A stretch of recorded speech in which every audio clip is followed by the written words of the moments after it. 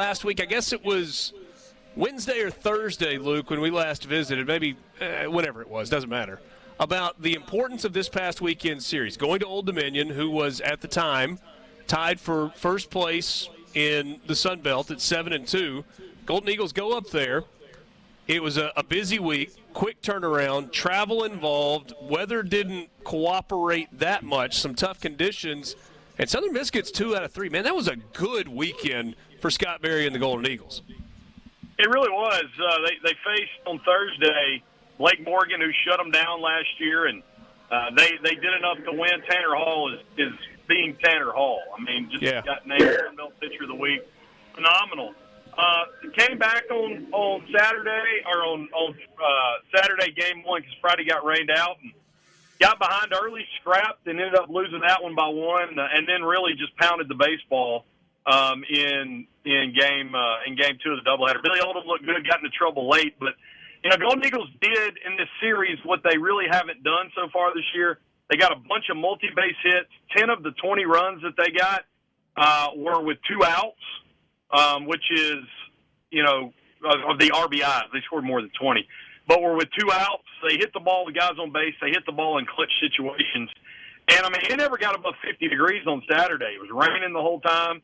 It was sloppy conditions, but, they battled not only the weather, but that's really impressive. It was a great RPI win for the series. I don't know if you've seen this yet. Southern Miss is the only team in the country right now that does not have an opponent under 150 RPI on their schedule. So when you go to their RPI, they have 0 quad wins, losses, anything, because their schedule's been really, really good, top notch so far.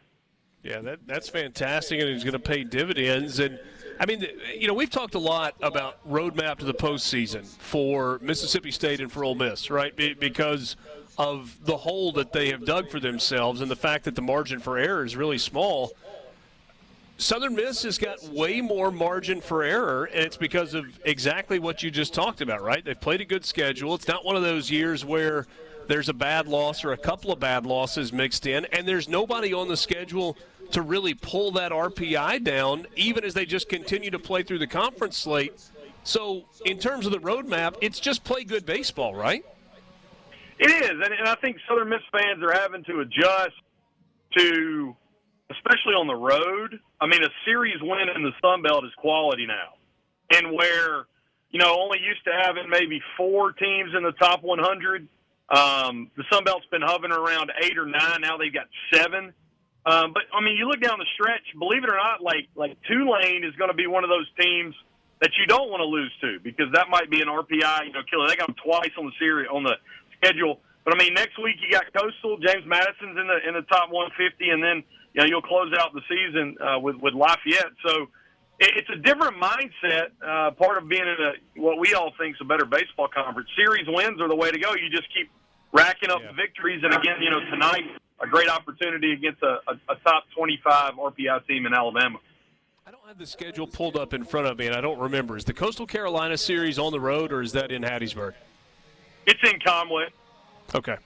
So got to head to the beach, Conway, South Carolina, and, by the time you get there, you're talking about next to last weekend of April. It might be good and thick and sticky, but I don't know that after what they dealt with last weekend, anybody's going to complain about some warm weather down the stretch for baseball. So this game tonight against Alabama falls into the category you were talking about just a second ago, right? It's an RPI opportunity. It's a pretty good Alabama baseball team, but not a great Alabama baseball team. And this has been a regular thing, right, with Southern Miss playing Alabama for a midweek game for the last, I don't know how long they've been doing this. It feels like a bunch of years in a row, though, that Alabama has been on the schedule as a midweek opponent. Yeah, the last 2 especially. Southern Miss won the last 2, but it's just one-run games. But, yeah, this should be, I think, it's the 19th meeting between these 2 teams. Eagles are 4-5 overall in Tuscaloosa. They lead the series overall 11-7. But it's going to be a little interesting. I don't think Coach Berry may have mentioned it with you guys yesterday. He may have. He talked about it with us. What they're going to do with the pitching. They're going to start true freshman J.B. Middleton tonight. They started Will Armistead last week, and he gave 4 shutout innings in the midweek. But Matt Adams is going to be out this weekend. had a shoulder issue, maybe out an extended period. So I don't know if they're going to move Armistead to the weekend as they move Billy Oldham. So he's not pitching tonight. Middleton will start the game. And you look at his ERA, he's got the stuff. He's just given up, as a freshman will, just leave some pitches across the plate, give up some big hits. They're really looking at him to develop a third pitch, which would be a changeup, and he's going to be a phenom in the future when he does that. So I expect it to be Middleton early on, and then they'll probably whole staff it. That's what they've done the last 2 years against Alabama. I think Alabama's countering with a graduate righty. And Slade Wilkes, also the big story tonight. Slade Wilkes is questionable for this game.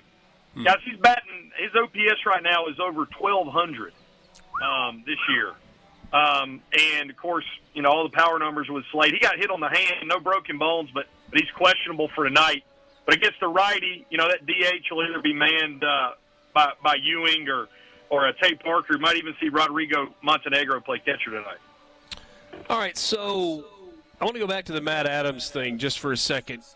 Is that season ending? Do we know the severity of the injury, one? And then two, where does Nico Mazza figure into this? Because it felt like they were kind of transitioning away from that with Billy Oldham coming in. Does that kind of push him back into the mix and they hope that he can find something?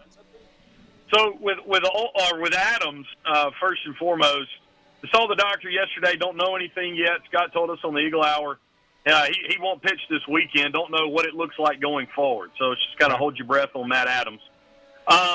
With Mazza, in Game 2 of the doubleheader Saturday, they brought him in out of the bullpen, which is a place for him to get some confidence. I do think that probably they'll slide Oldham to Saturday, or Mazza could get back in there, but again, they could throw a guy like Armistead with starting experience in, or if you put Oldham on Saturday, just kind of see what happens. If you win with Hall and Oldham, you may just stitch it together on Sunday to see what happens. But Middleton tonight tells me that a guy that had success in midweek last week, they may move to the weekend in Armistead. So certainly he is in the mix. We'll have to wait and see how that all plays out. Luke, always good to catch up. Thanks for the insight today. All right, Richard, y'all have a great